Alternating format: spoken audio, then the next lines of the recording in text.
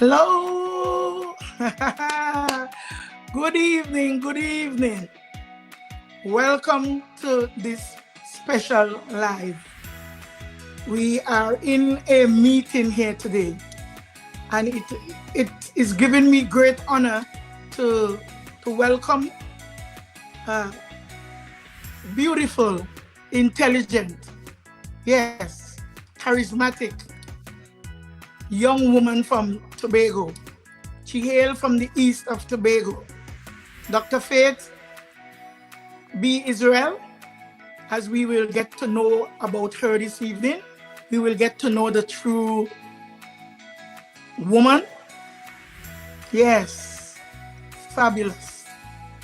This is my way of introducing a young woman, yes, that I know before she even came into the world.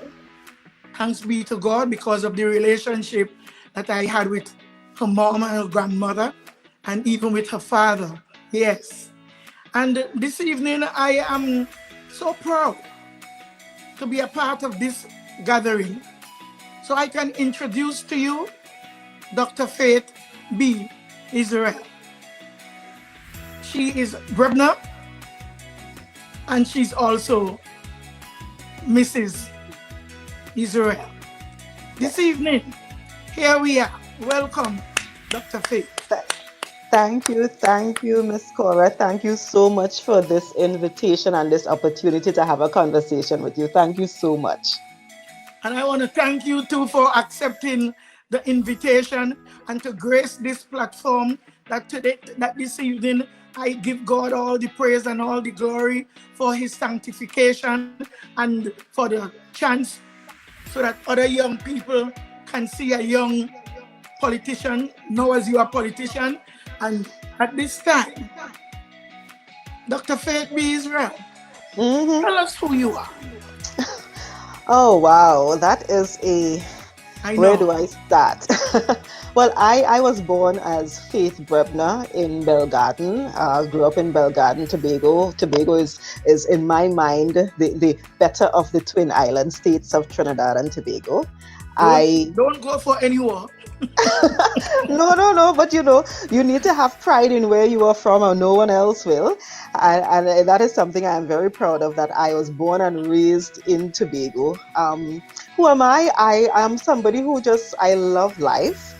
I go by the mantra that says that I should do everything that I can do to develop or help other people. And when I do that, then I would get whatever blessing is there for me. So that is really how I function. That is what determines what I do every day. And that's just me, somebody who is into politics because I want to make Tobago better. As I said, I grew up in Belgarden. Went to Belgarden school, yes. Right, yes. So I went to Belgarden preschool, where my mom actually was the teacher at Belgarden preschool. Yes. So you can't misbehave no time.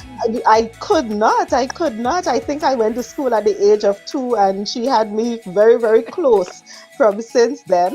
I went to Belgarden Anglican after that for 7 years. The only school in Belgarden. Yeah, that is the only what is it called? Elementary school. Yes. In Belgarden. And then after what used to be what is now C in Trinidad and Tobago, but it was common entrance in my day, I was one of those who, that was the year where they did streaming, meaning no matter what school you passed for, because I lived close to Roxborough Sec, I went to Roxborough Sec. And I spent 5 years there. Very proud of that. I want to pause a little bit. I want to emphasize schooling. Well, you went to Belgarden Anglican School, and you were taught by teachers from the vicinity. Even I believe one from Mount St. George. Name the teachers. Well, I mean, we all know the major teachers from Miss Bonus, who Miss Bonus looks like she's still, 30, 40 Teaching. years ago. Miss Bonus looks like she's still teaching. Miss Melville from Roxborough, Brita Melville was one of my teachers. Miss Yvonne Phillips was one of my teachers. She's Miss from Mount St. Charles George. from Mount St. George. Miss Phillips is from Mount St. George. Miss Charles from Pembroke. Who else did I miss? Those were some of the main ones Miss that were Dick. cool. Miss Dick, how could I forget Miss How Dick? could you And forget that? how could I Miss Dick? I apologize. And Miss Dick is actually still teaching, as a matter Yes, of she's fact. still teaching, Miss and she's teaching music. Right. So she also teaches remedial stuff. So you can go to her for music, piano, and that kind of thing. But if you're having issues with math and English and those things, Miss Dick is still the best remedial teacher that you could send your child to, even to this day. You So know, those old school name a male teachers. teacher. Was Addison Toppin teaching Belgrade? No, I don't think at my time I remember any male teachers at Bell Garden Anglican. No, I think the No. male teachers came in later at Roxborough Sec. Dinoon was the principal, Mr. Dinoon. Yes, at one point, yes. Well, he's a male teacher. Oh, but you don't really think that's true. I was saying You that don't really yesterday, think principal of is the boss. yes, you don't really think of the principal as a teacher, but you're right. You're right. Yes. Well, we wanna lift the teachers that you just named up, because they are the ones that started you out after your mom grow you up like a kindergarten homeschooling, because she has to be mom and teacher at the same time. True. You understand what I'm saying? So we give God praise and thanks for your mom, and she's still teaching, isn't she? She is still teaching at the Little Angels preschool in Pembroke. She's still teaching. So you had a father live in, built in, or you were raised by a single mom? Well, I would not say I was raised by a single mom, because I was raised within a With your family grandmother? where I had my grandmother was there, my grandfather was there until he died. My uncles were there, and then my mom remarried a little later. So my stepdad has actually been in my life for as far back as I can remember. And because I am now a little older and so forth, I've actually been able to know my father a little bit now Yes. too. I And know you he very is well. Sandy from Plymouth. Everybody knows him. He used to be a police. In Roxborough. Coincidentally, I think my mom loved the policemen because my stepfather was a police and my father.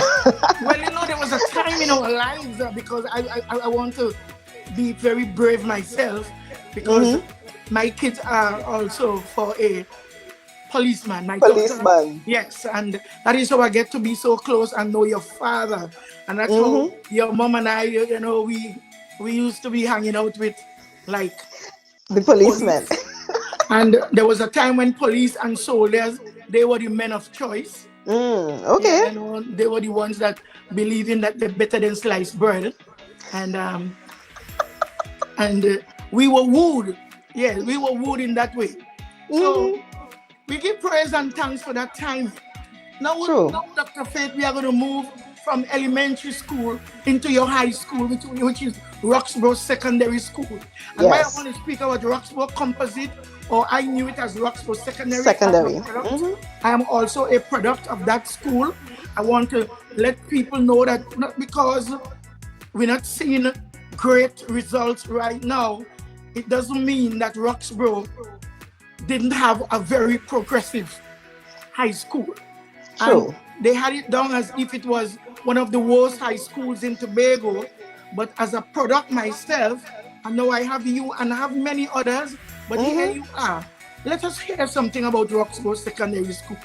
Well, I think that the experiment that they did that year, which was to stream, so even though technically when you looked at the grades of the students who went to school that year, we all were supposed to pass for bishops and, those schools.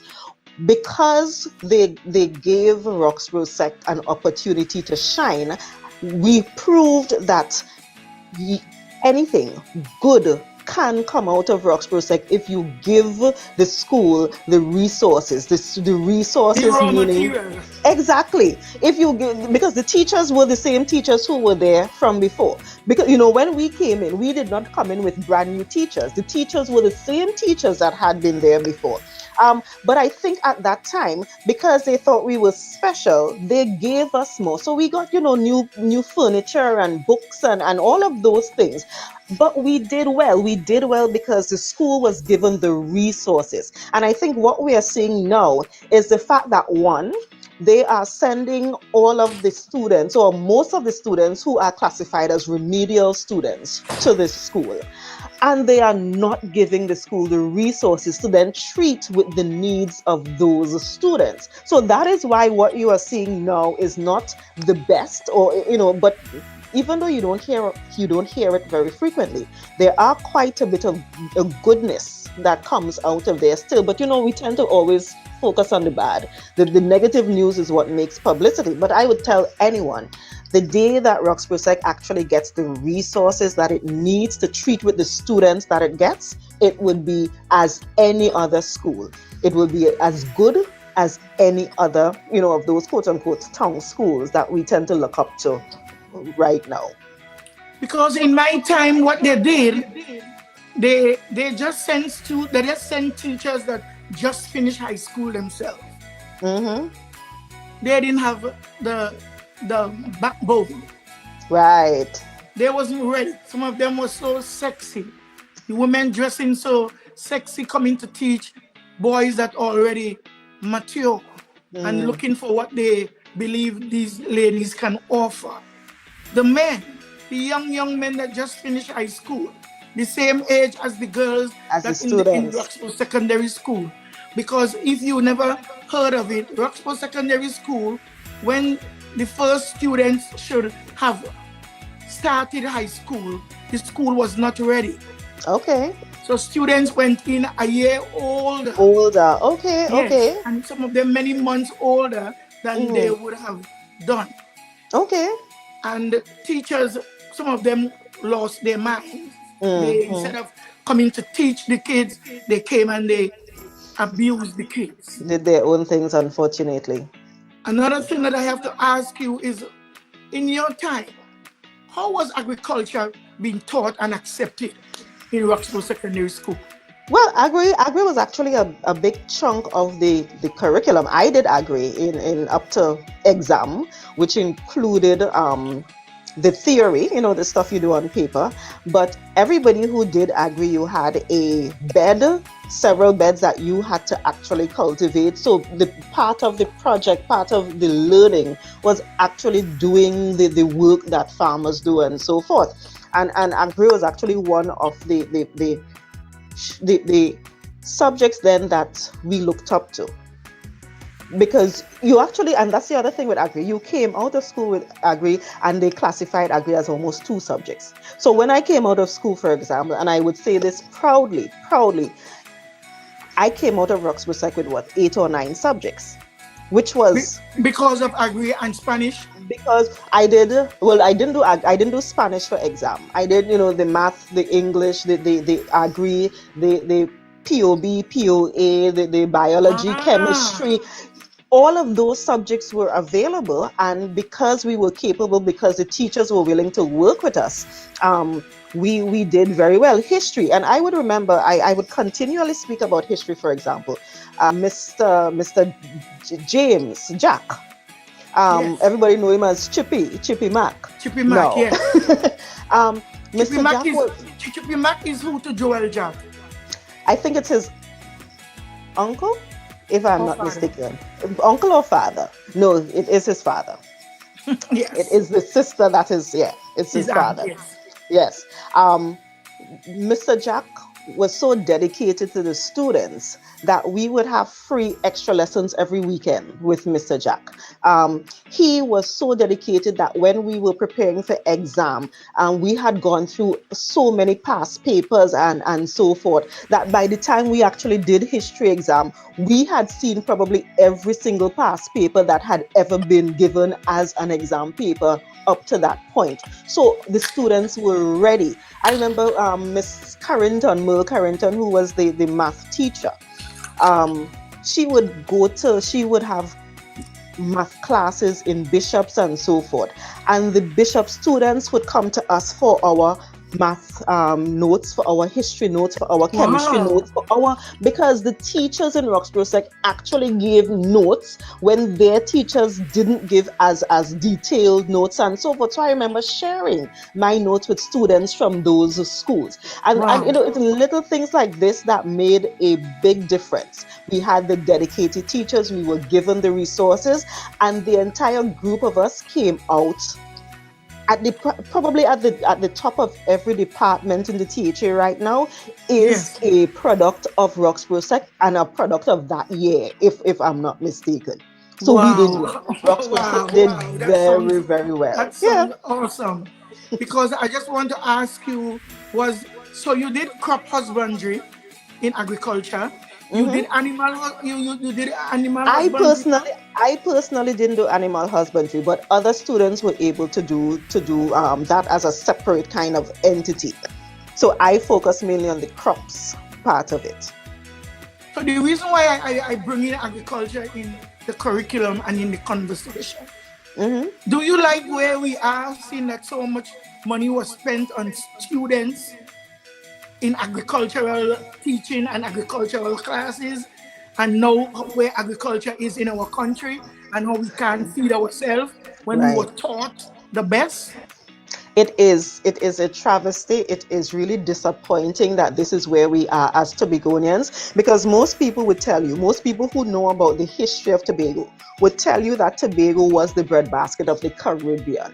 We used to send food to Trinidad. We used to send food up the islands to the other, to the other countries. So it is really, really sad that at this point we are importing most of our food. And that is why, for example, at the beginning of this COVID-19 thing, where people were sent home and so forth, one of the things that our political party did was actually source seedlings and distribute them free of charge to members of the public, because people are home, people are frustrated, people are realizing that they're not sure where the next paycheck is coming from and that kind of thing. And this was an opportunity to channel that kind of energy, channel whatever frustration you may have been, you may be having, channel that uncertainty, and know that you are doing something that would enable you to feed yourself. Even if nothing else works, you could feed yourself. And we recognized very quickly, after sending out the notice that we were giving these seedlings, the volume of requests that we got, we were completely blown away by the number of people who were interested in the seedlings and interested in planting. So I think that is something that we have to continue tapping into. People are now doing it. People are now way more interested in it, and we just need to cultivate that a little bit more. The other thing I recognize, though, Miss Cora, is that shortly after we started giving out seedlings, practically all of the seedlings on the island were finished, which says something. It Wow. means that we really are not producing the kind of agricultural tools and equipment and material that is needed to really give us self-sufficiency. And that, I thought, was like, wow, if little PDP, who just decided to buy a couple thousand seedlings, and that depleted the entire seedlings count for the island, that says That something. says something. That says something, and it says that we need to ensure that we are in a better place than this next year, next month, next week. We can't continue down this line at all as an island. Thank you so much. We really jump ahead there because we have so many areas to cover, but we are Mhm, still finding out who is Faith. Who is Faith Brebnor Israel? mhm. So here we are. We give credit to Roxborough Secondary School. Now Certainly. you have acquired a higher form of education, that hmm you had to travel abroad, Yes. an international education, that you travel abroad on your own. You didn't move with your mother, you didn't move with your father, and you Mhm, didn't stay in New York City. Where you went, I visited with my daughter when she was doing her interviews to get into medical school, I believe. Okay, okay. And we traveled that area. It was a very, very, very treacherous time because it was snowing and it's hills and valleys and hills and valleys, and they did Yeah. some work. So you have traveled there and acquired that education. Can you? No. I think I'm jumping. No, I'm not jumping. Let's talk about your higher education that you acquire. So now you have become a professional, a doctor. Yes. So yes, even though, one clarification though, even though I did not stay in New York, where the bulk of my family was, I actually had family in Pittsburgh, Pennsylvania, which is Oh, where you I did? went to Nice. school. I did, yes. That is where Auntie Verna lives. Auntie Verna Oh, I remember Critchlow, her. I yes. remember her. I Yes. wonder if she who used to work with Dr. Critchlow. I I don't know, think but one of the... so. Yes, I remember I think her. so. As a little girl, I do. She was gorgeous. Let's go Uh-huh. ahead. Yeah, so I actually went and I got a whole lot of support. So I thank God I wasn't by myself completely away from family and that kind of thing there. So I went to Pittsburgh. I did a bachelor's in neuroscience. I went to the University of Pittsburgh. And neuroscience is, of course, the study of the brain and the spinal cord and that kind of thing, So the you could entire have become a nervous medical system. doctor. Well, that was the plan. That actually was the plan. When I left Tobago, the plan was to go to medical school first and to then become a neurosurgeon.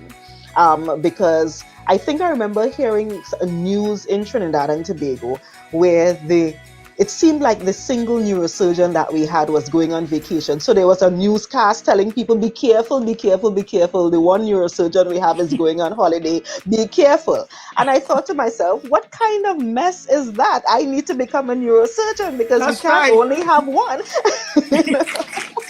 You want to be needed. Exactly. So when I left Tobago, I went and I did neurosurgery, neuroscience as my bachelor. So I have a bachelor's degree in neuroscience. And then while working, Congratulations. thank you. While working, while being in school, I was able to connect with a professor who worked at the medical school. So he taught at the medical school. So coming from Tobago, not having a lot of money. By the way, I actually got a THA scholarship to do that bachelor's degree in neuroscience. I was one of those where Mr. Hachoy Charles, bless his heart, bless his Bless his administration. heart. Yeah, Oh, bless his heart. how I want him to be one To of the be, guests very soon on my maybe he show. will. Maybe he will. And so I Can you got help me? Can you help me to get in touch? I could try. I He's could my definitely friend. try. He's my friend. I sent out an invitation, but I Invitation. don't know if He he's has going it. to accept. Yeah. Well, we would see. We would see. So got the scholarship from the THA, did the neuroscience, and then because I met a doctor who was working in the medical school, I was able to learn quite a bit about what medicine was, and I was even able to see actual neurosurgery happen and so forth.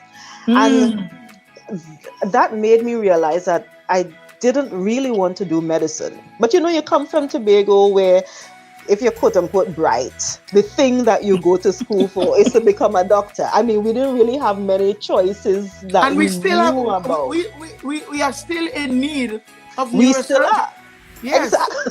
Exactly, we still are. Oh my goodness. We still So, don't have. I don't know how many we have.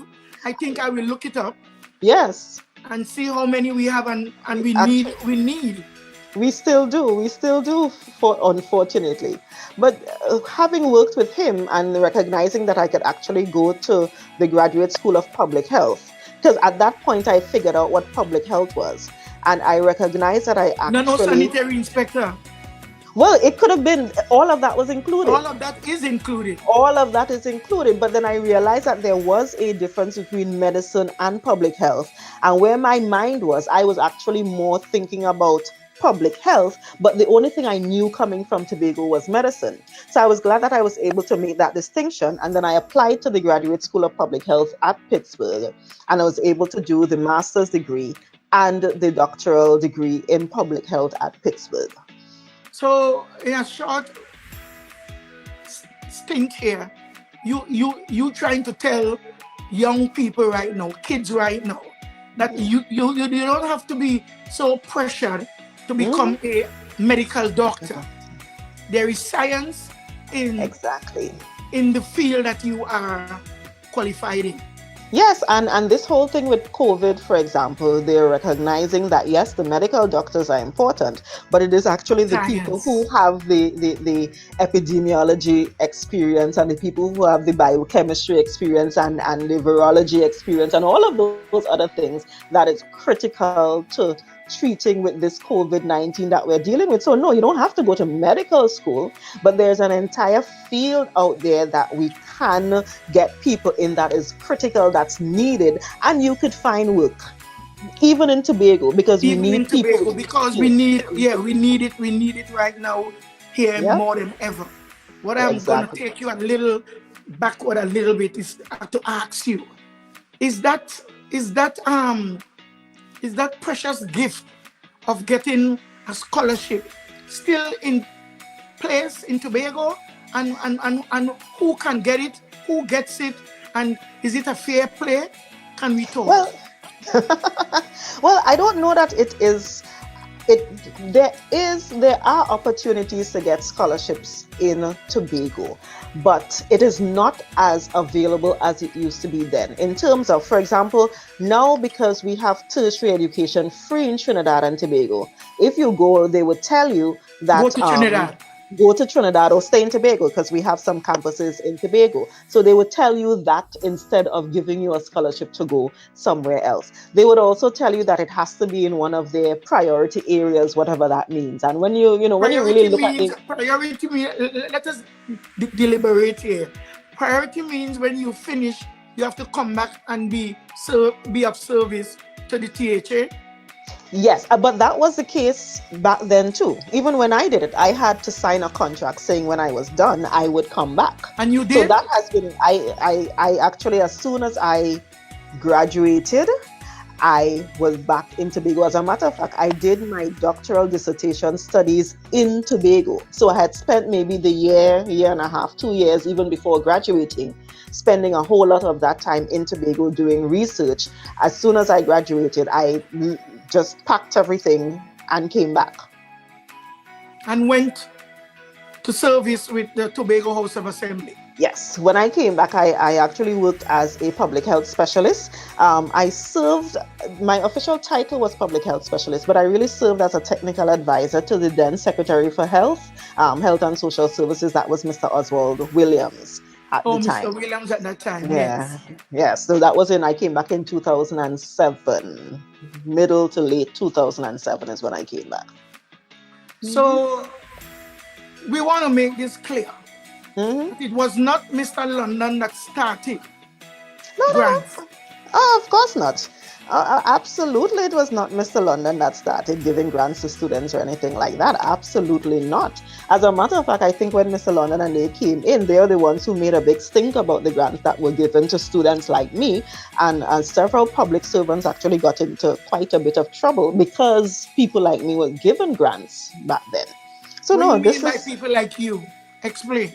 as in because there were a group of us who had gotten scholarships, and there was I guess they were trying to make the case that the scholarships were given poorly, or that there was some what is the word, impropriety with the distribution of money and so forth. So at least 2 or 3 public servants who I am aware of were sent on suspension and all sorts of things because of it. Years and years and years later, they had to bring them all back and pay them all of their money and so forth because they recognized nothing bad was done. But because I was given a scholarship and others like me were given a scholarship, their lives were practically I ruined. still getting a kind of brain washing here right now. Mm-hmm. People like you want PNM. That's the reason why they said that you should not have gotten it, or your mother Well, wasn't poor enough. No. Well, I honestly do. I cannot say honestly that that I know what was their justification. No, it probably was because everybody who knows my mother knows that she's not PLM. Everybody who knows Yes. that knows that she has not hidden about that. She has not, she's very vocal I about know. that fact. So maybe that was one of the reasons. Now, granted, as a young person at the time, I didn't know any of that stuff. I was just trying to get to school. I was just trying to fulfill what I thought was my destiny, kind of thing. So I don't know. But when I came back, though, I was able to get a job. Although I was the one who had to come back and show them, hey, I got a scholarship from the THA. This is the letter that says I have to come back and work. I'm here to work. So you kind of have to give me a job, kind of thing, which they did, and I'm very thankful for. Round of applause for coming back, because many people at that time, they wasn't coming back after they finished graduating, after they received their scholarship. So Right. a round of applause for you and your commitment, and how you remain transparent and honest in what you did. So we don't want to be surprised as how Watson Duke shocked my audience. No. You ever was a teacher at any time? Yes, actually. Please grace the people to show people how many hats you have worn since you finished Roxborough Secondary School, and your journey for your education, and your honesty of coming back, and what you did to make young people be better for today. And I want you to know that you have impressed me, and you have impressed a lot of people. Coming from you, that means a lot. So much at your age, and it's marvelous to know that we have someone from the East, because we run competition all our life, country booking. True, so country true. Booking for sports. We go to Scarborough. We have to fight that form of tribalism. Exactly. And exceptionalism.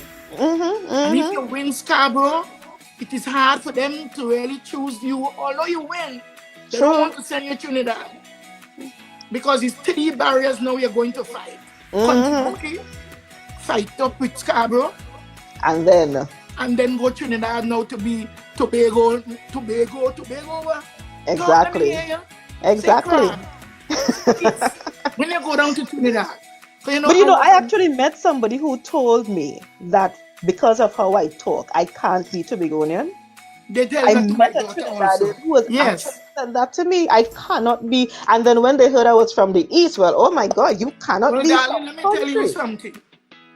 The way you speak and only come from you, your mother or your grandmother, Your great grandmother, she was a speaker. I don't know if she was born in some other country. But that is how Sister Inez and Teacher Inez and your mom, that's the way you guys speak. Well, we'll talk about your grandfather. Then Brebnor from Scarborough, because your father wasn't from country, no? No, because most Brebnors that I know, they came from the West. Yeah, most of them, they all came from Bethel and branched out from Bethel, basically. Yeah? Yes, so your legacy.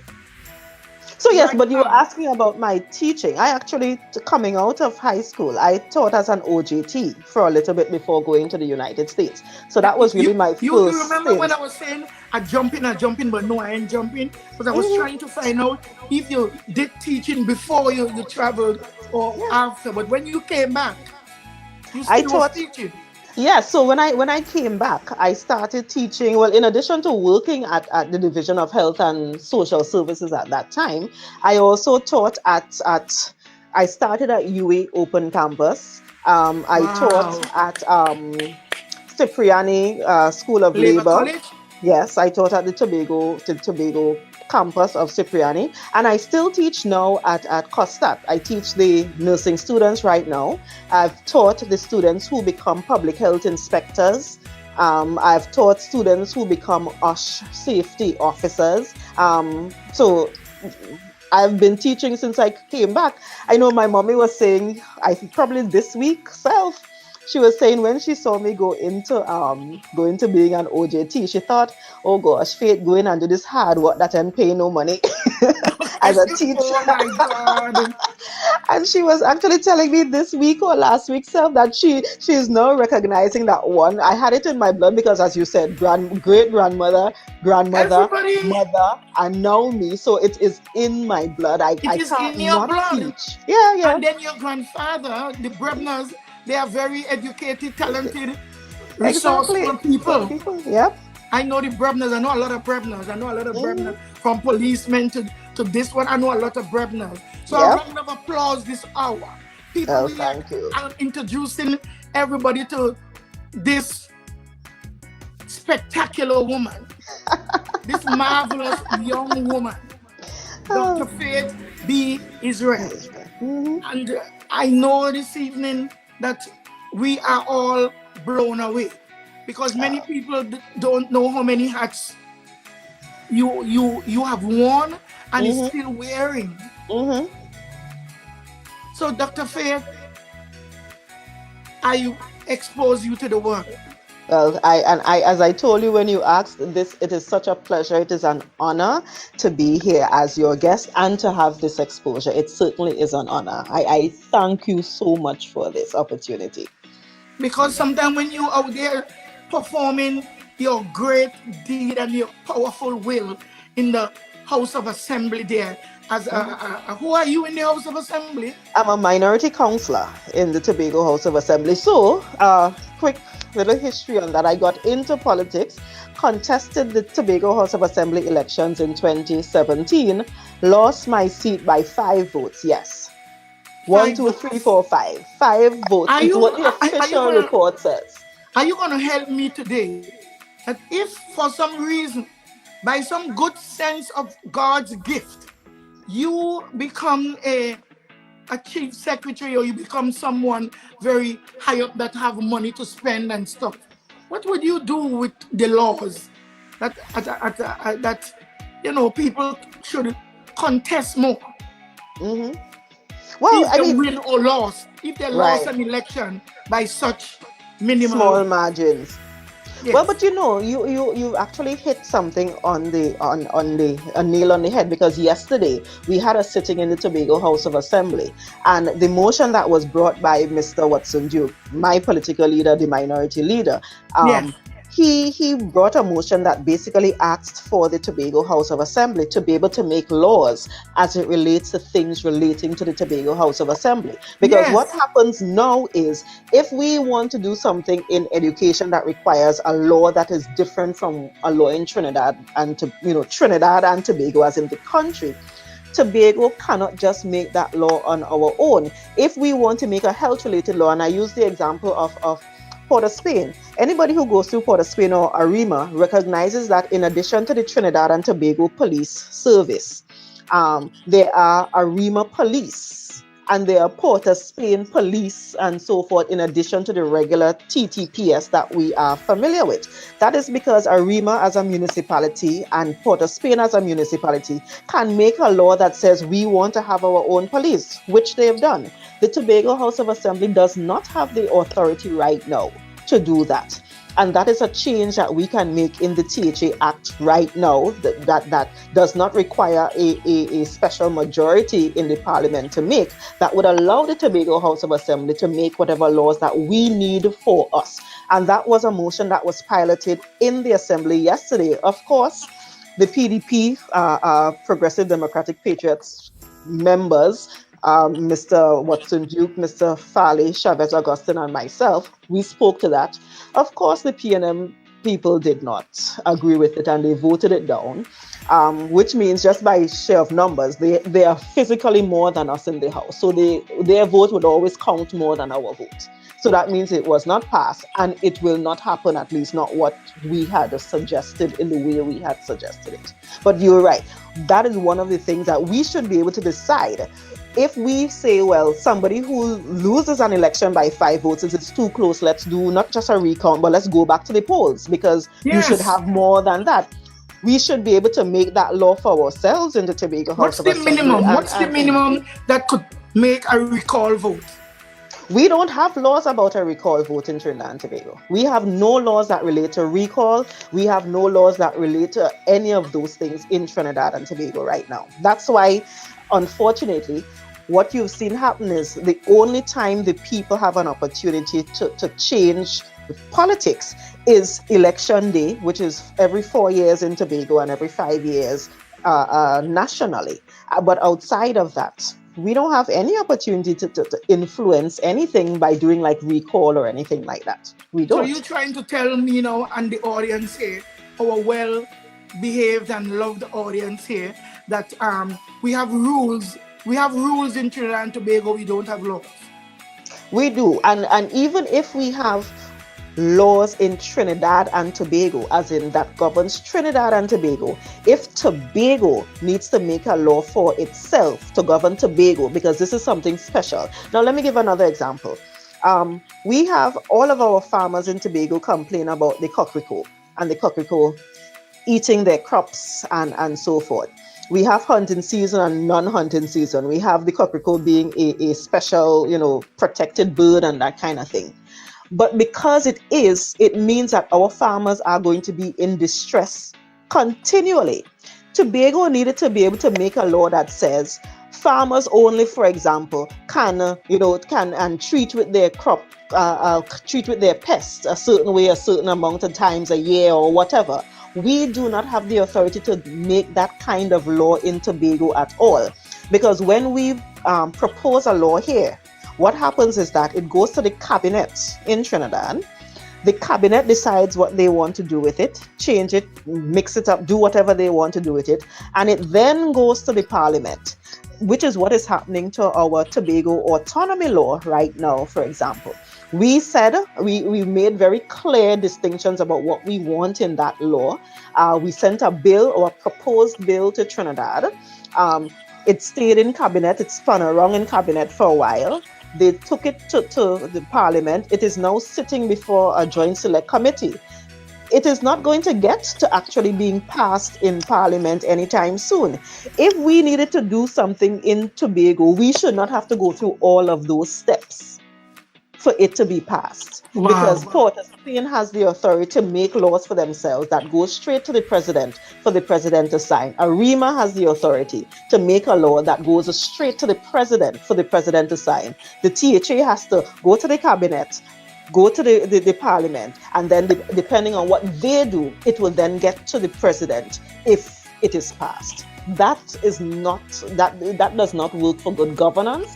And if Tobagonians have really been clamoring for more autonomy, this is one way to get that more autonomy immediately without going through that whole long spiraling process that's happening now in Parliament. You are really educating us right now, Dr. Faith. Some things that I'm hearing from you, I know it is possible because It should happen. It should really happen. Yeah. So you are saying that we need real constitutional reform. We do. Isolatedly, in an isolated environment where Tobago need some form of special autonomy to make laws and rules to govern its people. Exactly. Because we are given monies to use, but we can't use the money as how we get it because it's not enough.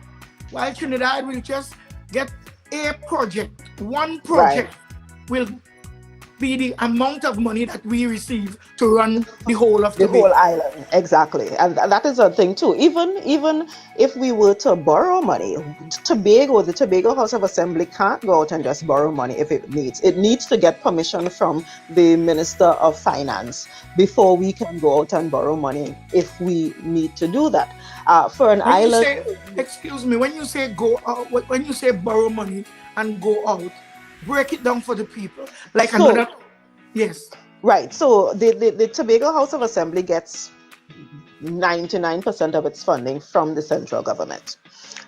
We do a wish list, and I call it a wish list. The official term is a budget, but it is not a budget. We just do a wish list where we ask 5 billion.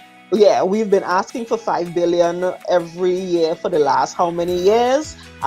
We have been getting about 2-point-something billion every year for the last how many years? And that is where we get most of our funding from. if Tobago needed to do some kind of huge, large scale capital project, so if we wanted to build a whole new, I don't know, anything we want to build, and we want to go out and say, let's go Like to a whole new market in Roxborough. exactly. And we need way more money than what is normal in the coffers for regular running. And we wanted to go to IADB, to the International Bank, or to any other bank, or to any external funding agency.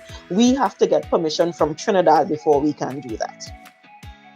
And that should not be. Yes, we Wow. would want to work together. Yes, we want to make sure we're not doing anything illegal. Yes, there needs to be real accountability and that kind of thing. But we shouldn't have to get permission from Trinidad to do it. That is where the problem comes in.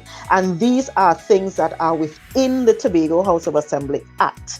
And let me just be clear about that. The Tobago House of Assembly Act is what governs, or what created, the entity known as Tobago House of Assembly.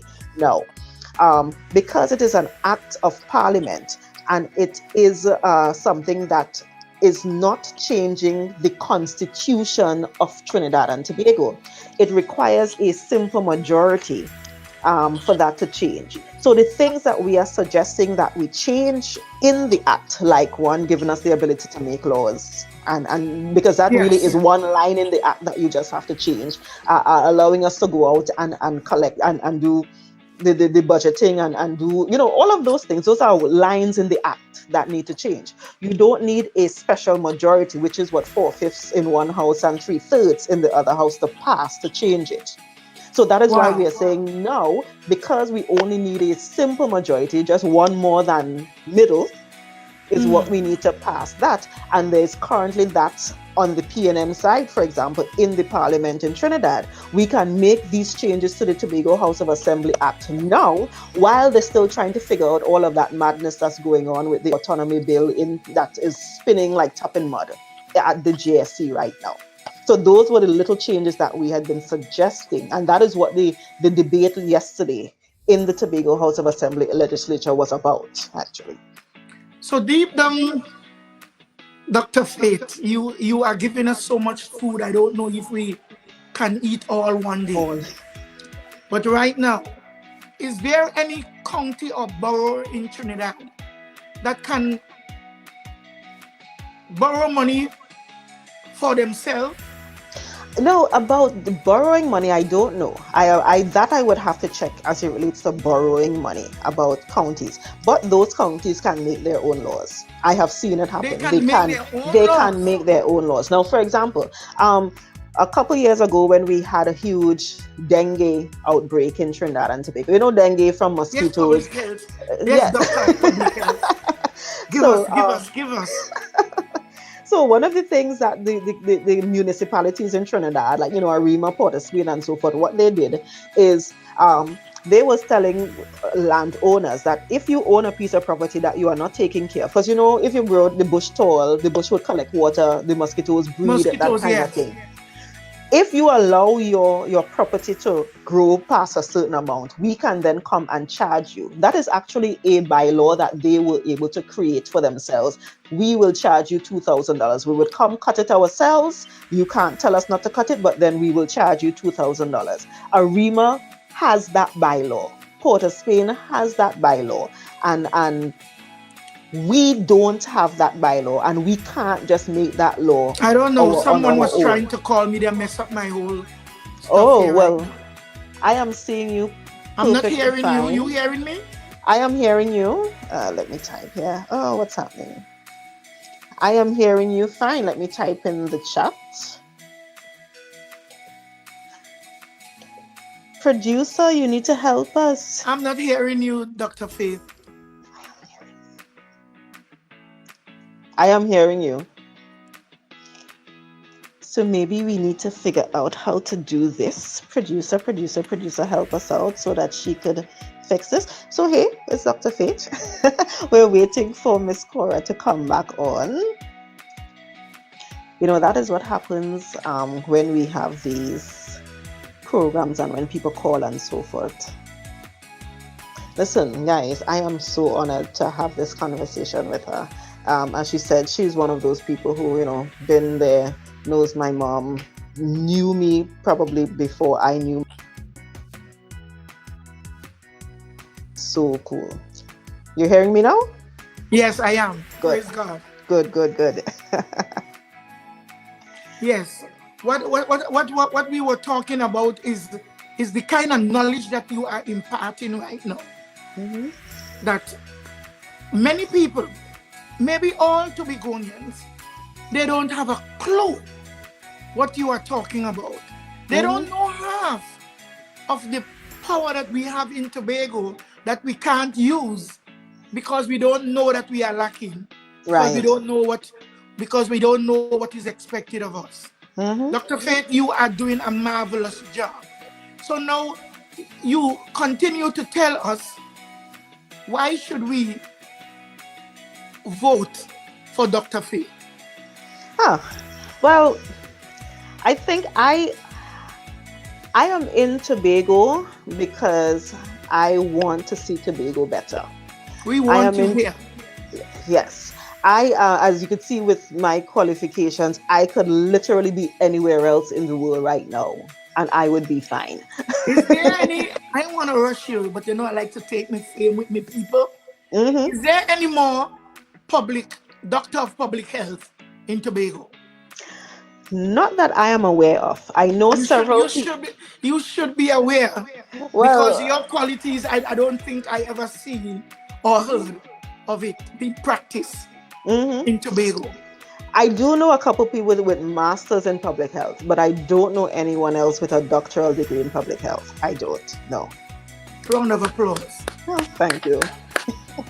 So let us hear why we should vote for you, and what you have to give to the young people. Because the reason why I invited you, I could have done invitation with people with more experience by age, not by talent. Right. I mean age, But then I want young people to be able to speak for young people. Right. Because you guys are the future. And what you guys can do with technology, because technology is the way we have to go. Yes. I want you, daughter of the soil, sister of the East, I want you to tell us who you are. I want to know about your religious background. Do you live your religion every day? Do you wear your religion on your sleeve? Are you a Christian? Your surname speaks something else. Can we talk? Tell the people who just seen you and believing they could shout at you or talk to you as they want. Let them know that you are speaking to a professional. So I think going back to the first part of the question in terms of as a younger person, I think what younger people bring to the table in terms of politics is the fact that we know that decisions that we make have real consequences, and they have real consequences in our lives. Amen.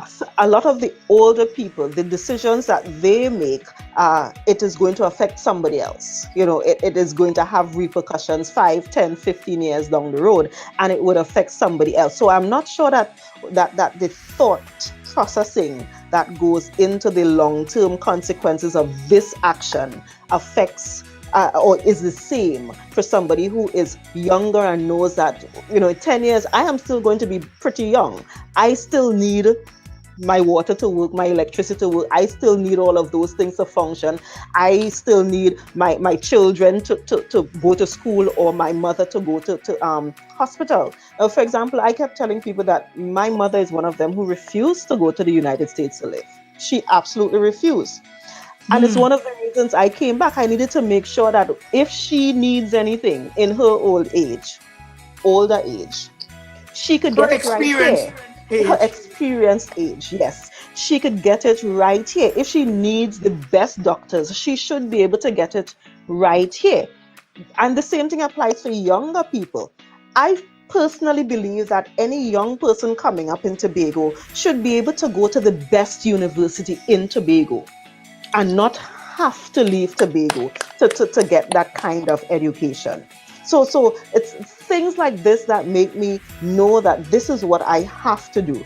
I am here because there's so many things. We have so many ideas. There are so many little things that we can change relatively easily that would make a huge difference in the lives of those who are here now and the lives of those who are coming, the lives of the more experienced people who want to retire in Tobago. We can make so many little changes on this island that represents true development. That why not? Why not? Instead of giving my talent to the United States or to Canada or somewhere else, I need to give my talent to Tobago. And you need to be accepted and cherished for making that decision and for coming back and imparting your knowledge, your wisdom. You understand me? So what exactly is your political mandate? Well, we started off with the idea of building a better Tobago. That is what we have to do. And that includes all of the aspects of Tobago life. As a matter of fact, what political parties usually call a manifesto, the PDP has renamed it to be a mandate, because a mandate is what people are expecting of you. Amen. So when we speak, for example, about agriculture and the fact that what we need to do in agriculture is to ensure that we improve the marketing of agricultural goods, it is because the farmers have actually told us, Dr. Faith, we like to farm, we love to farm, but it's killing me after we farm to have to go and find some way to sell these products. So we need help there, finding where to sell the products. So everything that we have put into our mandate, everything that we have decided within the responsibility of the Tobago House of Assembly that needs to be done, it is because the people on the ground in Tobago have said, you know what, this is what we need, this is what we want, this is what we think will work. And we took that and then had discussions with professionals in the area, technical people in the area, saying, okay, this is what the farmers are saying. Can it really work that way? How can we use technology to make it better? How can we use something else to work it out and that kind of thing? And that is what we have been pushing and gearing towards. And what we are doing is simply asking the people of Tobago to give us an opportunity to see what we can do. All we're asking for is a chance to see what we can do, because I am telling you, even on my worst day, I know that some of the decisions that I am seeing made right now, I would make a better decision about that, or we would be able to make a decision that works better, that takes into consideration the global trends, takes into consideration the needs of the individual, that takes all of those things into consideration, instead of just doing what we've been doing because we've been doing it all of these years. Oh, absolutely amazing. Look at the quality answers that I am getting. Preparing me to run for an election too? Well, why not? We need experienced people. If you are elected, doctor, if you are elected, what I'm doing for politics right now is what God ordained me to do. Yes, I'm not a politician. It's a blessing. Yes, thank you so much. So if you ran the last time, and did you experience any incident that could have damaged your life or take Dr. Faith out? Yes, actually, it was one of those. I'm not even sure what happened. I was actually driving a car, and I had just parked up the car. Coincidentally, I was going to a meeting for one of the entities that are part of the foundation that I run. You don't want to ask me why I asked you the question? I am almost afraid to ask. Well, answer the question, because it is a real question. And when I was told of that, I right on the spot where the incident happened, I believe I was told, because I was speaking about you in the car, and the driver turned and said, so you know hear what happened? You know your girl could have died. So let's talk. Yeah. So I was actually pulling up, about to park, and this gentleman, who coincidentally I actually knew him, he mental health issues. I actually knew him. We're going to go on that when you finish. Yes, public health, as a public health officer. Exactly, and he came up to the vehicle and took, I am not even sure what it was, it may have been a stone or something, and smashed the windscreen of the car with me inside of it, and then he took off running. Yeah. Thank God that I did not receive any major injuries, because the car, the windscreen, they've actually made not to shatter into Yeah, to time. shatterproof, yes. It is Long shatterproof. So ago they used to break, exactly. but So nowadays it's shatterproof. this one was shatterproof. So I did not get any physical injuries. Of course, it really, really Trauma. shook me. It really, really traumatized me. And I was wondering, what is going on? Is this God sending me a sign that I probably shouldn't be doing this or something? And then I remember that one, my mother used to always say that I even in the United States, that never forget that I came from praying people. Never forget that I have Amen. a mother who is always praying for me, a grandmother who is always praying for me, Amen. aunts, and everybody who is always praying for me. So what is mine would be mine, quote unquote, and nothing can affect me unless nothing is going to affect you. You are covered. You are blessed. And I personally believe that it doesn't matter what happens out there, that there is always a covering over me. And it doesn't matter what anybody tries, it doesn't matter what comes to me. I am blessed, I am covered, and I'll be fine. Doesn't matter what. How do you worship? How do I worship? Well, worshiping for me is a very personal thing. And one of the things that I have actually been able to, I firmly believe that there should really be a separation of church and state in terms of governance and that kind of thing. So I have always kept my worship to me. People who know my family know that my parents, for example, own a spiritual Baptist church. Yes. But I also have the knowledge of having grown up with a grandmother who I went to Pentecostal church with my grandmother. Yes. All the time, and went to church with her all the time. Yes. So coming from all of these different religious point of views, entities, I know that there is something greater than us.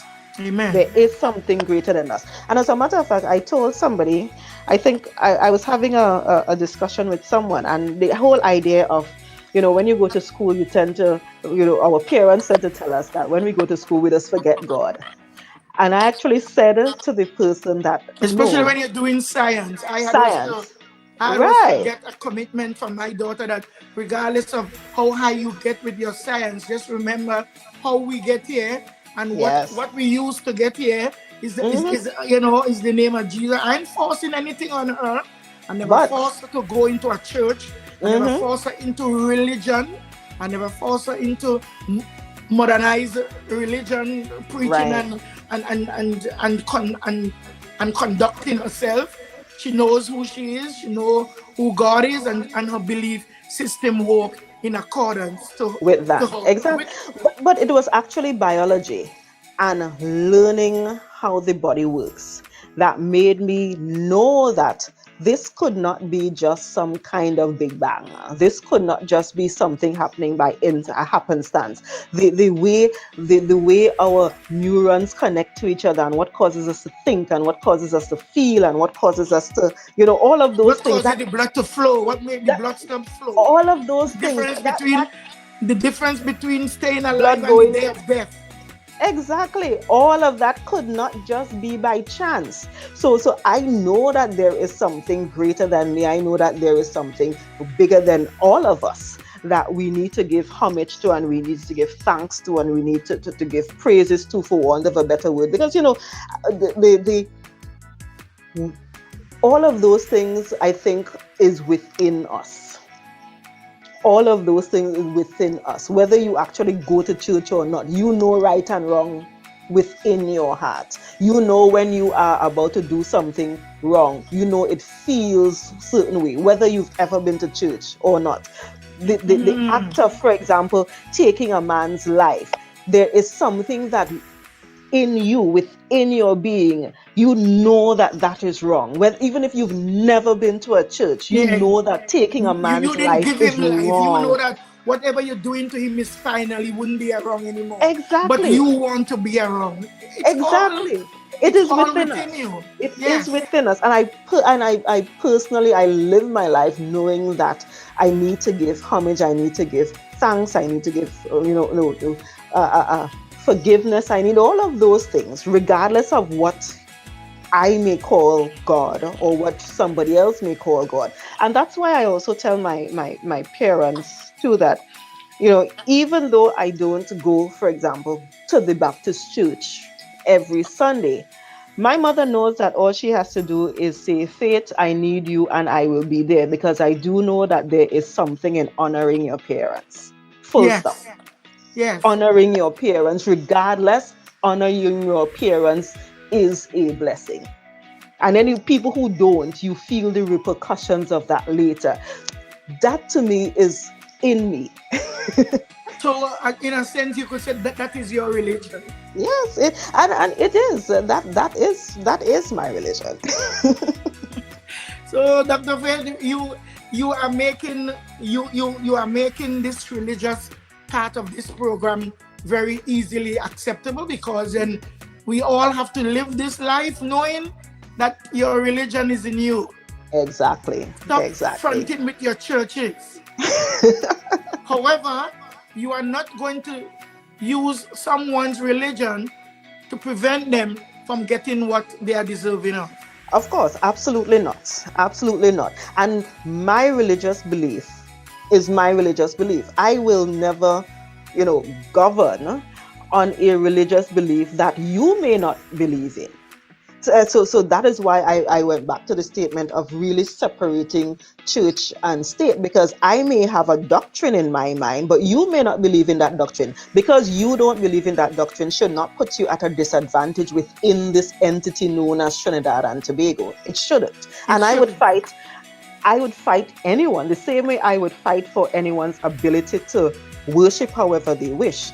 I will also fight to give everyone the right to not worship however they wish, because that is a human right Because that we all need to be able to if you follow. have to practice what you believe in, not everyone that you come up with or come up to against, that you will have the right to say no to because of your religion, or yes Exactly. because of That's you of are your my religion. sister in church, I'm gonna give you this job. No, I it understand can't where you're be like coming that. from. It can't be like that at Can't be all, like at that. all. No. Yes, can't be like that.